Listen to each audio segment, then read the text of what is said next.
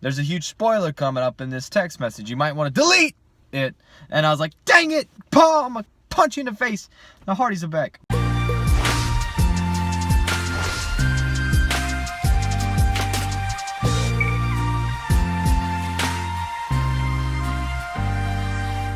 Hey, what's up, you guys? It's your boy Muffinman, and today I want to take some time and talk to you about Wrestlemania 33. Now, I am a huge wrestling fan, and I am very excited to bring this Wrestlemania 33 review to you, and just kind of sit down and chat with you guys and talk with you about wrestling. Excuse me. So this year, Wrestlemania was hosted in Orlando, Florida, and it was hosted by the New Day. Yeah, you know the New Day. New Day rocks. New Day rock. Now right away, if you are not a wrestling fan, click out of this video. If you have not seen WrestleMania 33, click out of this video because there's going to be a heck of a lot of spoilers for you if you have not seen that, and you will be very disappointed. Right away, I scored this WrestleMania this year out of 1 out of 10. I scored an 8 out of 10. And honestly, because I didn't have high hopes for this year's WrestleMania. But this WrestleMania has proved me wrong so greatly. And so, let's talk about title changes. Let's just get down to the nitty-gritty. Let's talk about title changes. Let's talk about what champions could not get the job done and lost their titles at WrestleMania. So first things first, Goldberg lost his title. Yeah, Goldberg lost his title to Brock Lesnar after Brock Lesnar hit 10 suplex cities, German suplexes, followed by the F5 for the 3 count. Goldberg put up a great effort of fight, but in the end, it was Brock Lesnar who capitalized on the victory and became the Universal Champion. My personal opinion, I really don't like Brock Lesnar all that much. Brock Lesnar kind of annoys me just for the simple fact that I don't find him a very good wrestler. In fact, all he really does is grappling moves, and all he really does is punches and knees, and then he does the German suplexes and the F5, and that's it. And that just kind of drives me nuts how Brock comes in after being gone for so long, and they treat him so royal, and they toss him titles, they toss him these big main event spots on pay-per-views that could be easily given to someone else who works full-time, someone else who just works so hard to get there. Let's not get too riled up here. Following in the category with major titles, also the WWE Championship had changed hands. Bray Wyatt was defeated by Randy Orton, and that was a pretty peculiar match. Honestly, I expected one of the Wyatt family members to run in and help Bray Wyatt win, but it was in the end with an RKO from Randy Orton, and that was it. It was out of nowhere. And so, one thing that I wish could have been a little different about that match was I wish Bray Wyatt would have actually retained the title, because Bray Wyatt is kind of, they're like using him as a joke, if that makes any sense. Like, every time he has a WrestleMania moment, a WrestleMania match, like, they just defeat him. Like, he's just a jobber. They squash him, you know, it's nuts. But he did get to hold the gold for a little while, so I guess I can't be that picky. But, I mean, don't get me wrong, I do like Randy Orton. Randy Orton is a really good, talented wrestler. And who doesn't love the RKO made popular by the internet? But ultimately, I mean, RKO is an amazing move. And I've seen him hit it on some amazing people like Evan Bourne and the Frog Splash on Seth Rollins. And he can just hit it, almost counter it off of any move. And it's really cool. So let's drop down to the titles for the minor category. And really, only one minor title changed hands, and that was the United States Championship. The United States Championship was a match between Chris Jericho, who was the champion, versus Kevin Owens. And it was a really good match. I mean, I'm not going to lie. The beginning of this show, opening up with, followed by AJ Styles and Shane McMahon, and then you have this opening match with Kevin Owens and Chris Jericho. And this match was amazing. This match was so impressive. I loved it so much. I was very impressed by how back and forth they went, but it was in the end, Kevin Owens hits the power bomb to the apron on Chris Jericho and rolls him back in the ring for the 3 count, and the title changed hands. I think Kevin Owens is going to have a very successful title run with the United States title. He is one of the greatest heels on Raw currently, and he does an amazing job at it. He's very talented for his weight class, and as an overall, he's just a really talented competitor, and I really do respect him. I don't like him, but I do respect him. I would like to see Sami Zayn go up against him for the title and actually win it from him. I think that would be amazing. If Sami Zayn doesn't get drafted to SmackDown, then, you know, that's a different story. But definitely would like to see that title change hands, preferably to someone who hasn't had a title before. So that's it for really minor titles. No other minor titles will change hands. Dean Ambrose retained, Neville retained, but the Women's Championship, Raw's Women's Champion put on a very good match. I was very impressed with those matches. However, SmackDown's Women's Championship had changed hands. Alexa Bliss lost the title in a six-pack challenge to Naomi. Naomi was able to capture her title back, the one that she won right before her injury, and she had to give it back. And she had to vacate it. But now she has the title back, and it was really good to see that she did get that title back. I didn't expect it. I was pulling for Becky Lynch. That's my girl. Something about them gingers, you know? Yeah. So, that's really it for title changes. I mean, title changes, no really out of titles change hands. Now, let's kind of talk about some things that I saw coming that was pretty expected. The Cena and Bella match, that was very predictable. I mean, you spend so much time hyping up these two fighting together and hyping them up.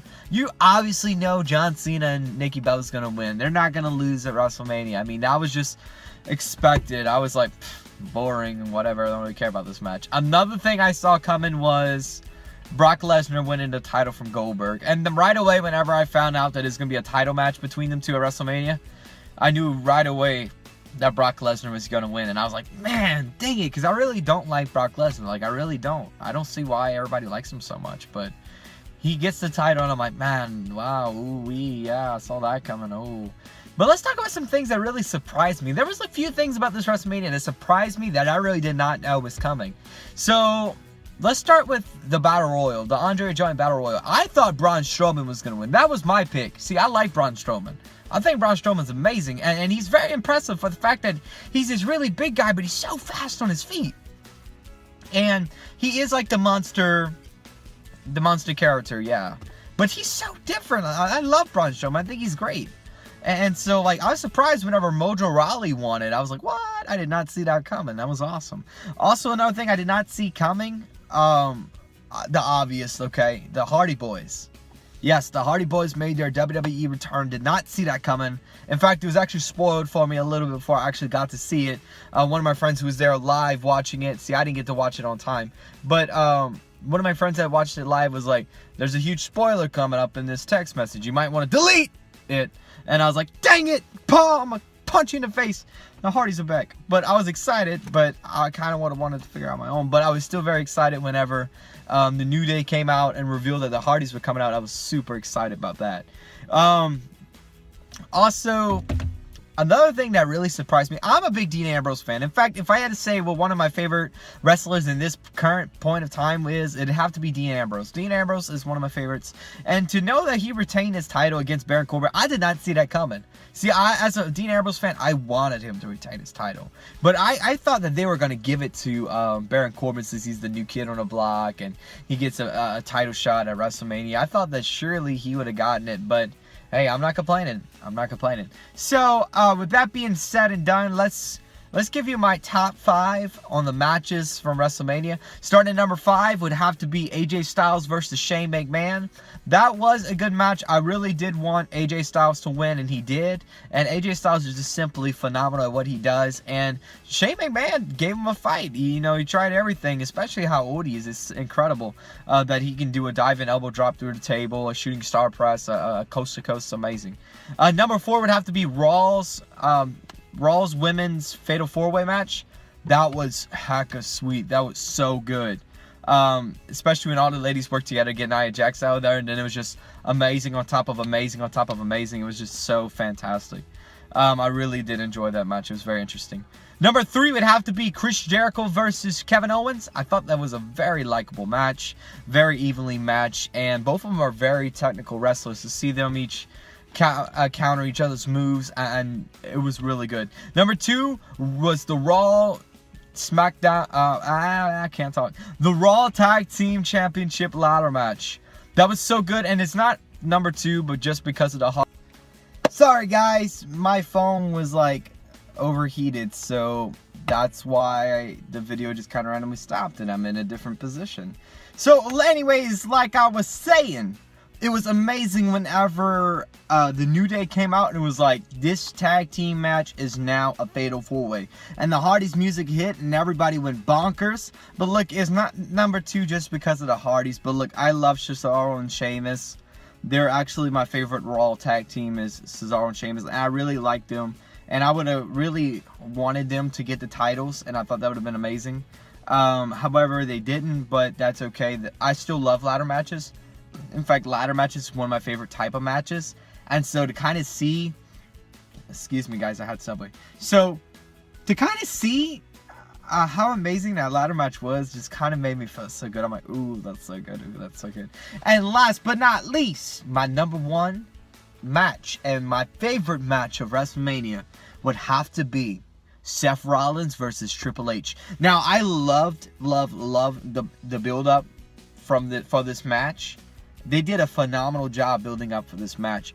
All the way from Seth Rollins getting beaten up by Samoa Joe, and from him being injured and him wanting to fight even though he's injured, and they just did a phenomenal job building up on that. And the actual match itself, having Stephanie McMahon out there gave you that little sense of, oh no, Steph's not gonna win. Oh no, they're gonna cheat. Oh no, Triple H is gonna cheat. Oh no, he's gonna be a cheater. You know, and to kind of see that whenever she goes through the table, you can kind of see where this is going. He goes through the table, like, oh, Seth Rollins about to win. And look, I wasn't always big on Seth Rollins, honestly.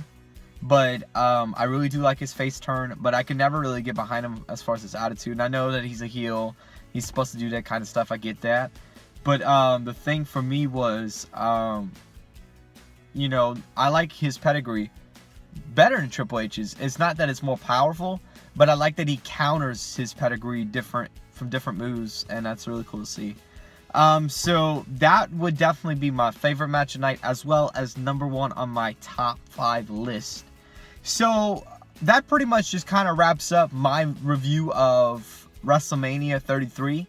If there's anything at all that you would change for WrestleMania, what would it be and why? See, I would have changed the way the main events were. The thing is this.